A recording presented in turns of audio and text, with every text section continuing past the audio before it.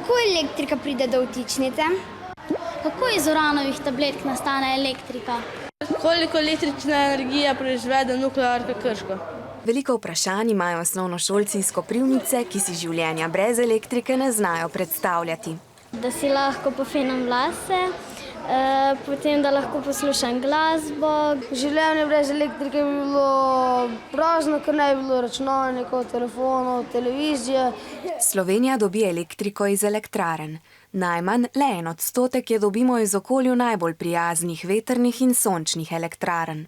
Približno 25% je dobimo iz hidroelektrarn, v katerih električna energija nastaja s pomočjo moči vodnega padca. Približno 35% električne energije nastane v termoelektrarnah, in sicer s sežiganjem fosilnih goriv, to so premog, nafta ali zemeljski plin.